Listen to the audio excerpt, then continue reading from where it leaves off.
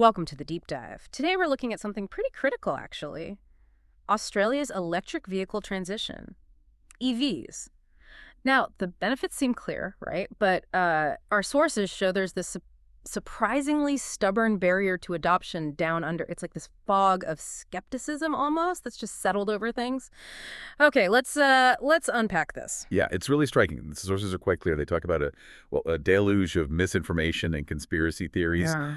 And it's not passive. It's actively preventing Australian drivers from going electric. That naturally creates this, widespread distrust. Yeah. A real reluctance. Right.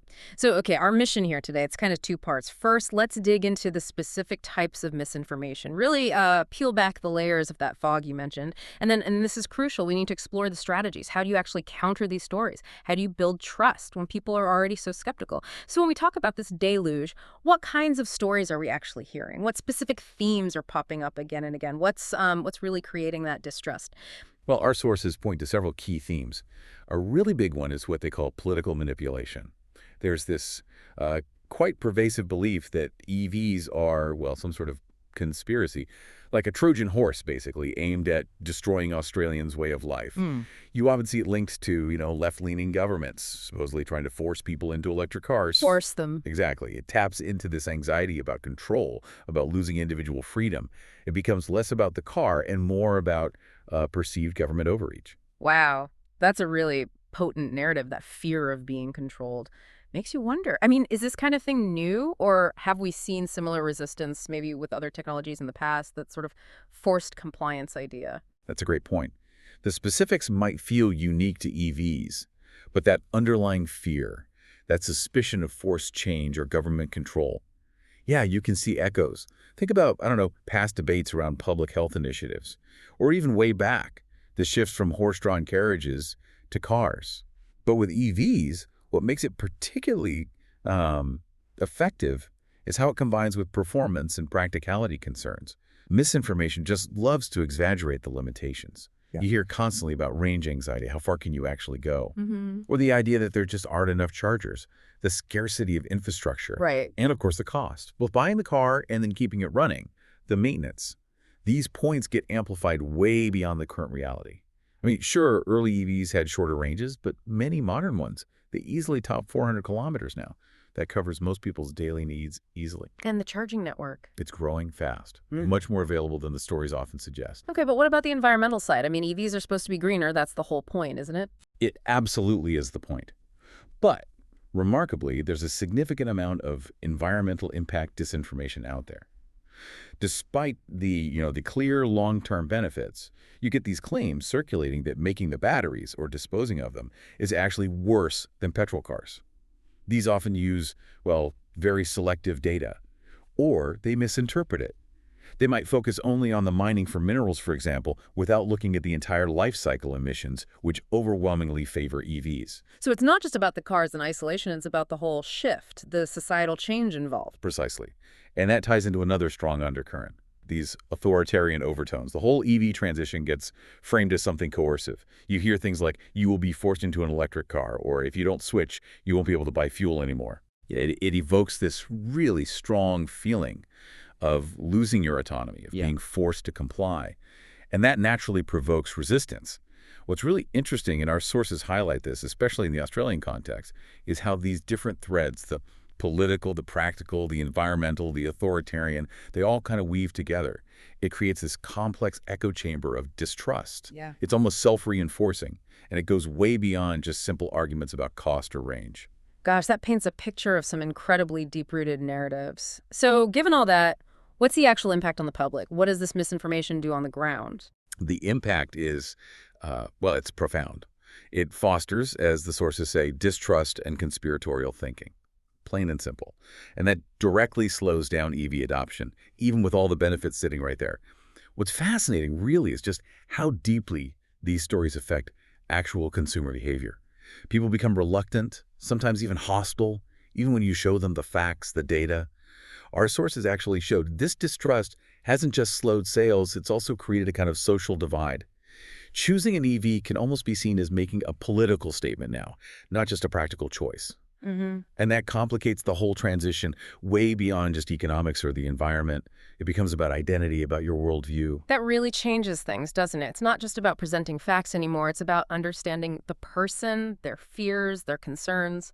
This feels like the real core of the challenge here because, let's be honest, just throwing more data at people, that often just makes them dig their heels in more. Right? Yeah, it can even backfire. So, okay, if we take this more empathetic approach, what specific strategies do our sources actually recommend for communicating effectively? Right. It's definitely more than just facts. Our sources really emphasize needing a uh, multifaceted and empathetic approach. Mm.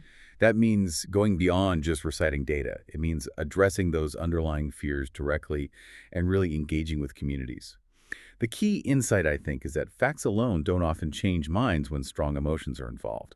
You have to first understand and acknowledge the anxieties. Maybe it's about safety or cost or reliability or even their feelings about climate change itself. That acknowledgement is the starting point for any real dialogue. Okay, so acknowledging the feeling behind the belief, not just dismissing the belief itself. What are the sort of core principles for doing that? Well, the first one is basically that.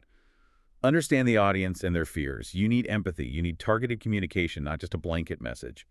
And definitely avoid directly contradicting or minimizing their concerns right off the bat. Acknowledge the fear first. Second, use positive and concrete messages. Yes, data is important, but you also need, as the sources say, positive stories and real testimonials. Think about hearing from actual satisfied EV owners. Ah, like real people's experiences. Exactly. Highlighting tangible benefits, lower operating costs, less noise, the actual environmental benefits that improve daily life. Maybe it's a taxi driver talking savings or a family enjoying quieter trips. Things people can connect with. That makes sense. Real stories. What about transparency? You mentioned distrust earlier. Lack of openness must feed into that. Oh, absolutely crucial. So the third principle is increase transparency and clarity. Hmm. You need to tackle that perception of secrecy head on. Institutions, companies, they need to clearly explain how batteries work, talk about the safety processes, the real environmental impact, including any limitations and how they are managed. Yeah. No spin, no hiding the tricky bits, just clear, open information. And who should be delivering these messages? Doesn't matter who the messenger is. It matters a lot. Which brings us to the fourth strategy. Engage credible influencers and local communities. Our sources point out that recognized and respected people or groups within local or online communities could be influencers, local experts, environmental groups, even just ordinary citizens. People trust they have superior communication power compared to, cold institutional messages. Trusted voices. Yes. Getting information out through those familiar, trusted figures is vital for cutting through that ingrained distrust. They speak the local language, so to speak. Okay, and what about digital tools? Misinformation spreads like wildfire online. Can tech help fight back? It can, but carefully. The fifth principle is to adopt personalized yet human digital tools. So yeah, use things like chatbots, interactive FAQs, maybe educational videos, even AI-based applications for giving quick answers to common questions, get the basic facts out fast. But, and this is critical, you have to integrate that with real dialogues, chances for actual discussion, and human assistance, especially for people who are really resistant. So tech supports but doesn't replace the human touch. Precisely. A bot can give you a fact, but a real conversation builds trust. Okay, what about those folks who are really deep into the conspiratorial thinking, the ones who just reject official data out of hand? Is there any way to reach them? It's definitely tougher, but not impossible. It just requires a very different tactic. For people who often reject official data and sources, the strategy is about countering conspiratorial mindsets with non-frontal approaches. You deliberately avoid direct confrontation. You don't just hit them with facts they've already decided are fake. Instead, the aim is to stimulate curiosity, encourage critical reasoning, and try to build trust through maybe more narrative, experiential, or engaging approaches. So not trying to knock down their wall, but maybe gently encouraging them to look for a door themselves. That's a good way to put it. It's about creating a space where they might start questioning their own assumptions, rather than feeling attacked. That makes a lot of sense. It's like arguing about the color of the sky, just shouting, "It's blue." This doesn't work if someone's convinced it's green. You need a different angle. So besides that careful, indirect approach, what about actually letting people see for themselves? Hands-on experience. Ah, yes. That might be the single most powerful tool, actually. Promote real-world experiences, getting more people to simply try an electric vehicle, maybe through free test drives or events that can just instantly debunk many myths. When you directly experience the quietness, the smooth acceleration, the ease of use, it can directly show safety and benefits. And that breaks down a lot of those irrational fears. It's hard to stick to a conspiracy theory when the reality feels good. Exactly. Personal experience is incredibly persuasive. Okay, but this all sounds, well, it sounds like it takes time. This isn't a quick advertising campaign, is it? Definitely not. This is the long game. Which leads to the final strategy: continuous and long-term education. As our sources clearly state, the challenge is not solved with a short-term campaign. You need to build a cultural context favorable to sustainable innovations. That means things like inclusion in schools, ongoing professional training, and just constant information to gradually normalize the use of clean energy and green technologies. It's about shifting the whole environment over time. So yeah, if you sort of connect all these dots, overcoming this misinformation, especially the conspiratorial kind, it really demands a mix of empathy, differentiated communication strategy, human involvement, and technological tools. The fundamental goal really isn't just about throwing data out there or issuing denials. It's about building trust and relationships, creating a new shared understanding of what EVs actually mean for Australians based on experience and open dialogue. Wow, what a journey this has been. We've gone from, the real depths of this misinformation and these conspiracy theories holding back Australia's EV transition, all the way to mapping out a strategic path forward, one that's really focused on empathy, on transparency, and crucially, on that real-world engagement to build trust. We've seen how vital it is to look beyond the stats and understand the human concerns.